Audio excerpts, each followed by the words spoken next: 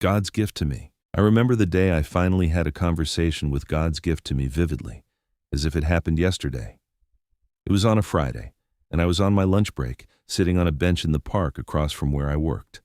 The sun was shining at its brightest, and the sky was clear, and the birds were flying gracefully in the air. The day was beautiful. I was eating my lunch and listening to music, and I happened to look up, and there she was, walking into the park. Her name was Tanya, the pretty new girl who was recently hired by the same company I worked for. She was looking as beautiful as ever, wearing a yellow summer dress with shoes to match, and as she was walking, a gentle summer breeze was blowing and blew up her dress, exposing those shapely, beautiful legs. My first encounter with her happened when I arrived at work one morning. I'd gotten off the elevator to the main lobby, and there she was, standing at the reception desk as I was walking past. She turned around and looked at me. "Wow, she's beautiful," I said to myself. She smiled at me, and I smiled back at her. Our eyes connected as if a mutual attraction had occurred between the both of us, or maybe it was just me. But anyway. As I was walking past, I overheard her tell the receptionist that she was there for an interview, and before I walked through the entrance doors, I turned my head back to look at her again. I was captivated by her beauty. Well, everyone, here I go again. It was love at first sight, and she stayed on my mind ever since that day. A week later, when I found out that the open position was finally filled, I said to myself, I hope that beautiful lady I saw who came in for the interview last week got the position, and when I found out she got the job, I was ecstatic. It was her first day at work, and when I saw her, my eyes locked on her.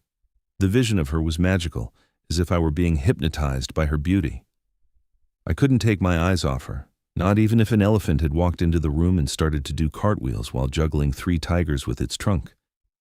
Nothing could distract me from her. I can't explain it, and it may sound strange, but something told me we were going to be together. Is she the one? Did God answer my prayers? Did my dreams come true? I thought to myself as I watched her walk to her cubicle. Or is it that I wanted her to be the one?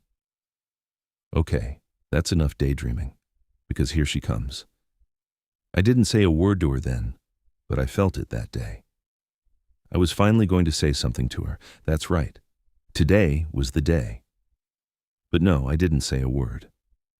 I kept sitting there on the bench, speechless and in a daze, watching her walk towards me, looking ever so lovely. And here lies a stupid grin on my face, and as she was walking past me, she spoke and said hi to me. I almost choked trying to respond to her with a mouthful of food while coughing. She caught me off guard. I wasn't expecting her to say something to me.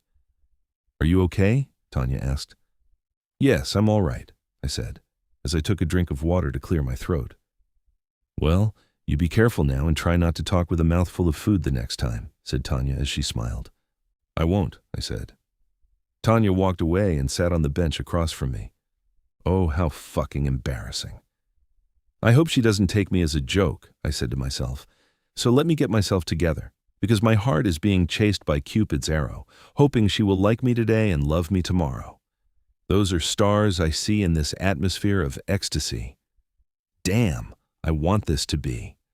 So let the music play, a love serenade. I love you more each day. My heart and mind are racing. Filthy thoughts are being played in my head.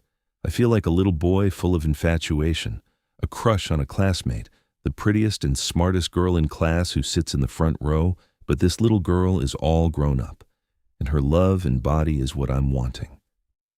She welcomed me into her embrace. My hands gently grasped her waist, her hands clutching my shoulders, fingertips tracing the silhouette of each other's body as we disrobed one another while kissing. Our lips were on a quest for thrills and tasteful delight. I laid my head upon her breasts, feeling the warmth on my face. Passionate, heated lovemaking had begun. 2 adult bodies committed to lustful desires to satisfy one another. I'm watching her beautiful chocolate skin glisten from the moonlight shining through the window as her body gyrates with excitement as she grasps the bedsheets firmly. She cries a sweet and soft moan. There's a fragrance of sensational emotions in the air, while the angels are singing. She's God's gift to you, and yes, it's true. So welcome her into your life. Your heart won't be denied, and reach your hand out to her and embrace the joy and happiness she'll bring.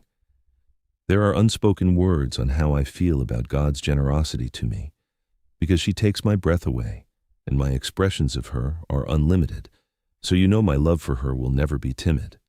So let your love shine down on me.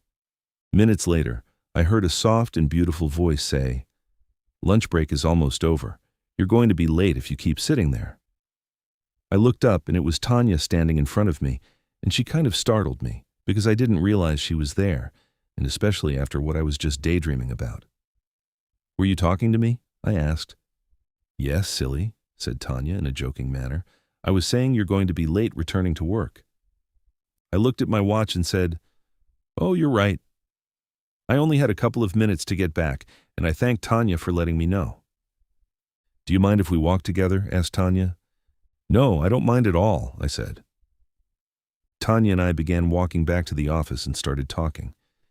"It looked like you had a lot on your mind when I walked up to you while you were sitting there. It's nothing serious, I hope?" Tanya asked. No, it's nothing serious at all," I said. "But yeah, if you were talking about me holding you in my arms and having my way with you, if that's what you're asking, then yes," I said to myself. "Well, that's good to hear that it's nothing serious," said Tanya. "So how do you like working for the company so far?" I asked. "So far? I enjoy working there. It's pretty laid back, and it seems like everybody gets along with each other," said Tanya. "Yeah, it's an okay company," I said. "You really don't talk that much, do you?" asked Tanya. "No, I wouldn't say that. What made you ask?" I replied. "Because this is the first time you and I had a conversation, and as a matter of fact, today is the first day you even spoke to me, period, since I started," said Tanya. "No, that's not true," I replied.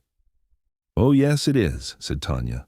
I began laughing and said, "No, seriously. I spoke to you on many occasions. I said good morning to you many times, including this morning.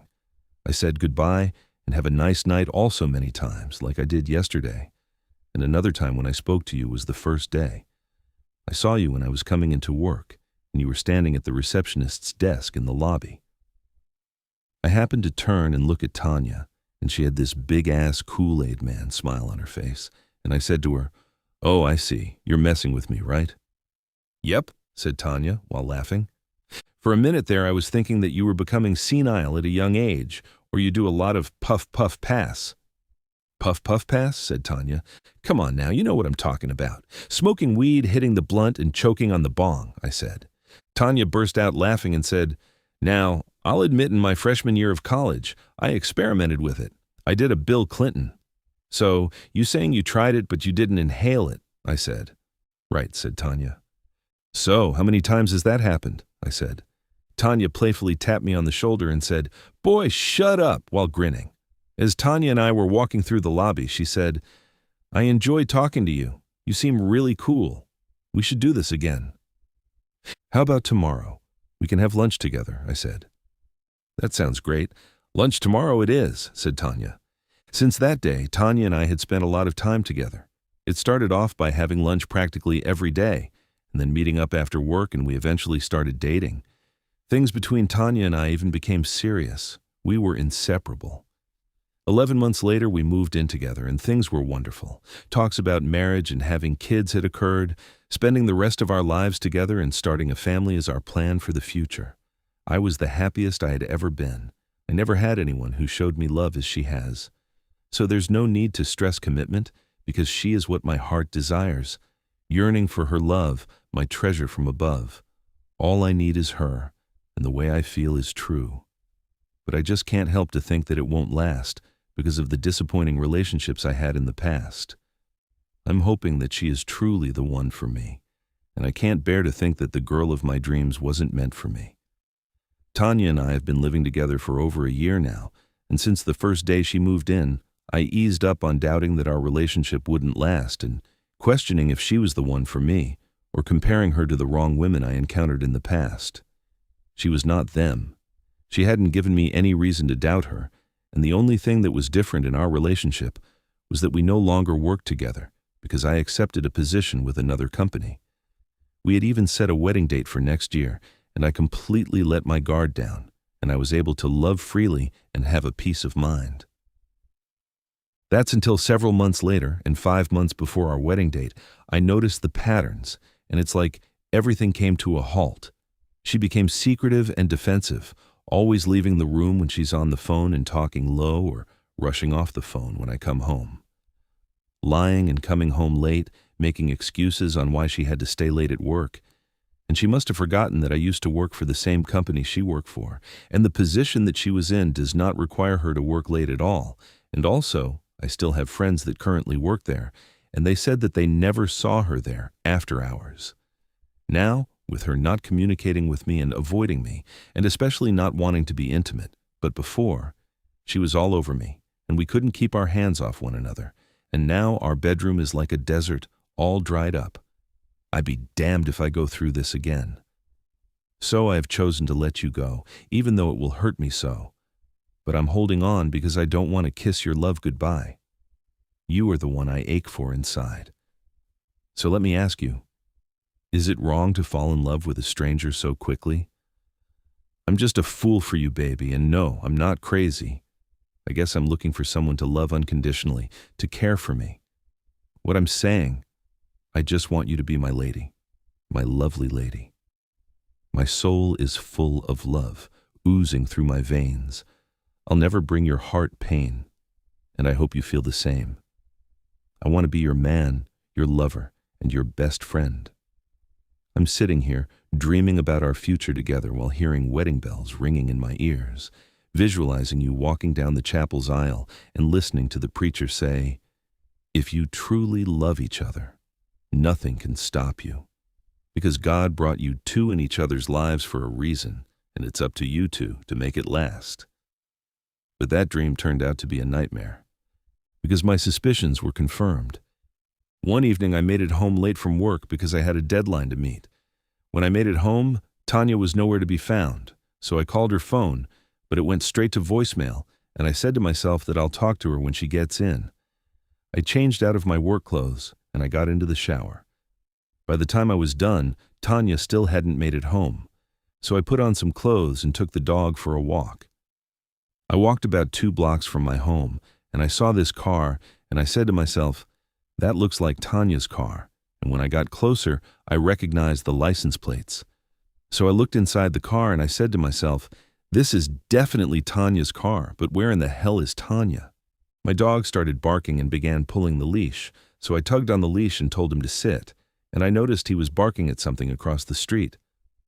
I looked up to see what or who he was barking at, but I didn't see anyone. He stopped barking, but I could tell he was still focused on something on the other side of the street. So I happened to look at the car parked in that direction, and there she was, sitting in the car, talking to some man. Now, who said dogs are not smart? Tanya and her friend were so engaged in their conversation they didn't see me standing there, and the next thing you know, they started kissing. I said to myself, this heifer lost her fucking mind. So I ran across the street and pounded on the window. They both jumped up and had a frightened look on their faces, startled as hell. I was so mad and enraged, I totally forgot I had Duke with me. Duke is my dog. He's a Neapolitan Mastiff, and at 10 months he already weighed 130 pounds and still growing, and his appearance can be intimidating. But he's just a big teddy bear. I dropped his leash when I ran across the street, and while I was pounding on the window and pulling on the door handle, trying to get Tanya out of the car, I noticed the car was shaking, moving from side to side. So I assumed her friend was getting out the car to confront me, and I was already prepared for that. I was ready to fight. As I was walking towards the driver's side of the car, that's when I saw Duke standing up on his hind legs with his big paws pressed against the window, barking at Tanya's friend.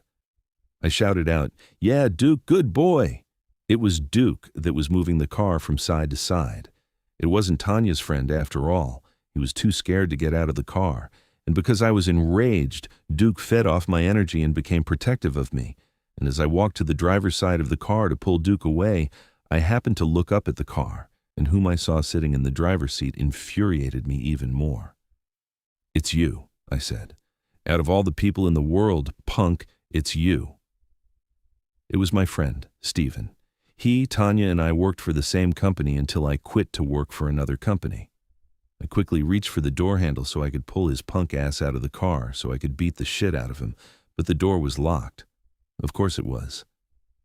I began pounding on the door window, and Duke started barking more intensely, and I said to Stephen, "Bring your bitch ass from out the car. You and I are supposed to be friends, and my girl is cheating on me with you. You were supposed to be my best man in our wedding, and you're sleeping with my fiancé. Bitch, I'll kill you." I began kicking the side of the driver's side door. I kicked so hard, I put a huge dent in the door, and Duke got excited again because of my reaction, and he hopped back on the car and began barking at Stephen. I was kicking a huge dent on the side of the car, while Duke was barking and drooling all over the window. Stephen rolled down the window, but barely, just enough for I can hear him say, "Man, I'm sorry. We didn't mean for you to find out this way," said Stephen. "Bitch, fuck you and your apology. Just get out the car and we can discuss this like men," I said. Tanya grabbed Stephen by the arm and said, "Baby, don't be stupid and go out there." I turned to Tanya and said, "So you're calling him baby? He's your baby now, whore. You trifling bitch." I ran over to the passenger side where Tanya was sitting, pulling on the door handle, trying to get her out of the car, telling her to talk to me. But Tanya didn't say a word. She just held her head down, covering her face, and not once did she look at me or even apologize to me. "What's wrong, Tanya? You can't talk to the man who you're supposed to marry?" "I thought you loved me, Tanya. What happened to that?" Then Stephen opened his mouth and said, "Look, man, we're sorry. We didn't mean to hurt you." Since Tanya didn't want to talk to me, and Stephen was stupid enough to open his mouth, I directed my anger back onto him and said, "Bitch, did you just say you didn't mean to hurt me? You're supposed to be my so-called friend. And what about Jennifer, your wife, bitch? You forgot about her. Or what about little Nicole, your daughter, bitch? And you have another daughter on the way any time now. And what would your pregnant wife do if she found out her lying, punk-ass whore of a husband was sleeping around with a trifling, lying, filthy whore?" Tanya finally opened her mouth and said, "I'm not a trifling, filthy whore." "Hey, look, the skank can speak, and by the way, bitch, you left out lying. I called you a trifling, lying, filthy whore. Pay attention, bitch, and shut the hell up," I replied. "No, you shut the hell up," said Tanya, as she held her head down and placed her face in her hands. "Aw, look, the evil skank whore is embarrassed. Chin up, bitch, you'll get over it," I said. After that, I directed my attention back to Stephen. "Hey, man, whore, don't think I had forgotten about you, and you never answered my question about your wife and kids." Stephen didn't say a word. "Now you're not saying anything. So how about this? Why don't I give Nicole a call and inform her about her cheating, sleazy-ass bitch of a husband? Now how would you like that?" "Man, please don't tell her," Stephen replied. "Bitch, don't you think she has the right to know what her punk-ass husband has been up to?" I said. "Man, I beg you, don't tell Nicole," said Stephen. Before I could respond to what Stephen had just said, people started coming out of their homes to see what all the commotion was about. I heard a man shout out, "Hey, the police were called and they are on their way." And then I said, "So? I don't give a hell about you or the police." One of the ladies that lived on the block whom I met and talked to, whenever I see her while I'm out walking Duke through the neighborhood, had come behind me and tapped me on the shoulder and said, "Young man, I know you, and you're not acting like yourself right now." I quickly turned around with an angry look on my face, and once I saw who it was, I somewhat calmed down. I backed away from Stephen's car and said, "Oh, Mrs. Sandoval, it's you." Stephen and Tanya saw an opportunity to drive off, due to Mrs. Sandoval and the man who said he'd called the police distracting me. Stephen started the car and proceeded to drive off, but before he left, Stephen rolled down the window and said, "Man, I'm truly sorry." "Yeah, right, the hell with you too," I replied. Then I heard Tanya say, "Don't say anything to him, let's go." After I heard that, it pissed me off even more. I yelled out, "The hell with you, you $2 whore, you skank bitch!" As I chased after the car and Duke followed after me, I could hear Mrs. Sandoval screaming for me to stop, but I didn't listen. Duke and I chased the car almost to the end of the block. There was no chance I was going to catch them, so I stopped, but Duke kept on running after them. I called him back and bent down to pick up his leash, and we began walking back home. I approached Mrs. Sandoval as I was walking back, and she asked me, "What is going on? And who were those people in that car you were arguing with?" "That woman in that car is supposed to be my fiancé, and that man is supposed to be a friend of mine, and I just caught my fiancé cheating on me with my so-called friend," I said. Mrs. Sandoval put her hands on the side of her face and said, "Oh, I'm so sorry to hear that." "Yeah, me too," I said, as Duke and I walked away from her, heading back home. The walk home was a very long and sad walk. I couldn't stop thinking about how they'd done me, especially Tanya, because God's gift to me turned out to be a fucking bitch to me. She didn't respect me, she didn't care for me, she didn't love me. The bitch was cheating on me with a motherfucker I thought was my friend, and I still loved her. So what does that say about me? I'm in a land of emptiness and sadness, drowning in my anger, and it's no telling how long they were cheating together. But part of me was glad they didn't get out of the car, because things could have gotten very ugly, and knowing if I would react in that way, I'm the one that would be paying the cost. Accompanied with a harsh sentence, locked up in jail, sitting in my cell, saying to myself, "What the hell am I doing in here?" I should have walked away and let them have one another, and regardless what she did, it is still no excuse for taking someone's life. But it hurts. It fucking hurts. Man, I loved her. I truly loved her. Why do I continue to lose in this game of love while so-called friends are the winners and I'm the fucking loser? Why? I made it back to my apartment, the apartment Tanya and I once shared. As soon as I walked through the door, the scent of Tanya's perfume she was wearing this morning before she left for work hit me in the face. Beautiful memories of us flooded my mind, and tears started to form in my eyes. I bent down to unhook Duke's leash, and then I heard a sound coming from the back bedroom. I immediately assumed that it was Tanya. I said to myself, I know she didn't have the nerve to come back. I yelled out, "Tanya, is that you?" But there was no answer. I ran into the bedroom, and Duke followed. I immediately pushed the door open and went inside and searched the room and also the closet. But there was no one. The only thing I found was the window open and the wind blowing against the blinds, causing them to hit against the windowsill, which was the noise I heard. I sat on the end of the bed to catch my breath and to calm down as I rubbed my face with my hands. I happened to look up at the closet after I left the door open from searching it, looking at Tanya's clothes hanging there, and I began to smile, because I remembered the time when I had come home from work one day, and when I walked in the door, I didn't see her or Duke, and I usually see them sitting in the front room, but they weren't there, and I smelled something cooking. So I went into the kitchen, but no one was there. I said to myself, I hope she didn't take Duke for a walk and forgot she was cooking. So I turned the fire down underneath the pot on the stove and went into the room to change my clothes, and as I walked into the room, there was Duke, lying on the floor in front of the bathroom door. So I assumed that Tanya was in the bathroom. That's why I didn't see her when I came home. I looked at Duke and I bent down and began petting him and said, "You lazy dog, what are you doing lying there? You're supposed to be guarding the home, but no, you're just a big teddy bear, aren't you?" After I finished roughhousing with Duke, I stood up and began changing my clothes, so I started to take off my shirt. And the next thing you know, Tanya burst out the closet and jumped on my back, scaring the hell out of me. We fell onto the bed, and Tanya climbed on top of me while laughing and said, "I scared you so bad you almost peed your pants." "Now I'll admit you scared me, but pissing my pants, that will never happen," I said. "Yeah, right," said Tanya as she bent down to kiss me.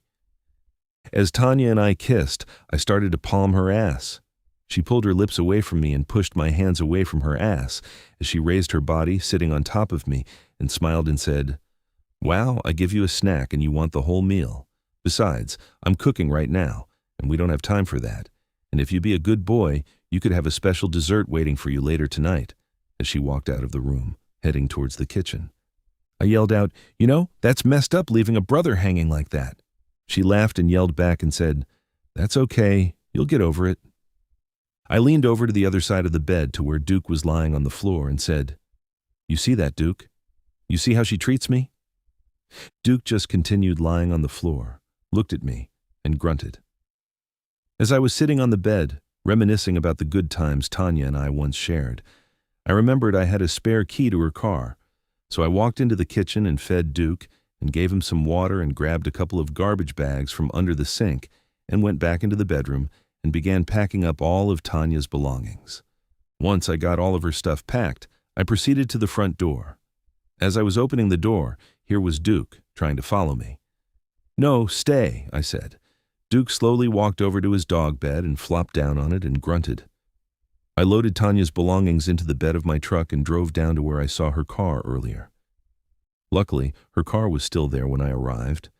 I put all of her belongings and everything else she had at the apartment into the trunk of her car, along with the spare key she gave me. I made sure all the doors to her car were properly locked, including the trunk, before I drove off. I stopped at the hardware store to purchase new locks for the door, because Tanya still had duplicate keys to my apartment, and I'll be damned if she came back like she still resided there. When I made it back home, I texted Tanya and said, "There's no need for you to come back here for your belongings. I put everything you own or had here at my apartment in your car. I made sure your doors were locked, and I did not damage your belongings, property, or nothing. Good luck." After I sent Tanya the text message, I began changing the locks to the door. I was so tired, due to the troubling ordeal I had earlier that evening. After I changed the locks, instead of going in the bedroom to lie down, I just laid across the couch. Duke walked over to me and laid his big head across my chest. I looked at him and petted him on the head and said, "Are you concerned about me, boy?" I started rubbing Duke and said, "That's a good dog. I know you won't hurt me like that evil Tanya, would you, boy?" "No, you wouldn't, because you're my dog." Duke became so excited, he jumped on the couch and tried to lie down next to me, but in the process, he flopped down on me, crushing my legs and stomach with his weight. "Oh no," I said while laughing. "You are not about to get your big ass on me. You are not the size of a chihuahua or one of those lap dogs. You better get your big ass back on that floor," I said to Duke as I directed him off the couch. I laid back on the couch, while Duke was on the floor, lying next to me. Minutes later, I was sound asleep. Approximately 3 hours later, I was awakened by Duke barking. "Quiet!" I yelled out as I continued lying on the couch. Moments later, Duke began barking again. I lifted my head up off the couch and said, "Hey, didn't I say shut up?" But he kept barking. I noticed he was standing by the door while he was barking, and it sounded like someone trying to put a key in the door. I walked over to Duke and petted him and said, "Good boy." I looked through the peephole to see who it was, and it was whom I expected it to be, Tanya. "What in the hell are you doing here?" I asked. "Did you change the locks?" said Tanya. "Of course I did, and didn't you get my text?" I said. "Yes, I got it." "Can you open the door for me so we can talk?" said Tanya. "No, I'm not. I'm not going to give you that courtesy, and I tried to talk to you earlier, but you didn't have anything to say, so what do you possibly have to say to me now?" "Look, I know I was wrong," said Tanya. "You're damn right you were wrong, and why do I need to hear what you have to say?" "Why don't you go back to Stephen and see if his wife will let you stay with them?" I said. "No, I don't want to be with him. I want to be with you. You're the one I love, so can you open the door for me so we can talk?" said Tanya. "No, that's not going to happen, and besides, you don't love me," I said. "Yes, I do, and I know you still love me. I made a mistake, and I'm sorry." "Why don't you open the door so you and I can talk about it?" said Tanya. "Tanya, who do you think you're fooling? But to answer your question, yes, I do still love you. My love for you was real, and I would have never cheated on you, and that thought wouldn't have crossed my mind. But why and how can I love and stay with someone who doesn't love me, who doesn't respect me, and who took my love for granted, and the only reason you came back is because you're homeless? I trusted you, and you betrayed me, and you hurt me. So you can forget about me opening this door and letting you back into my home, my heart, or my life. You know, I used to say that you were God's gift to me," I said. "Well, God's gift to you didn't mean to be a bitch to you," said Tanya. "No, God's gift to me wasn't a bitch to me.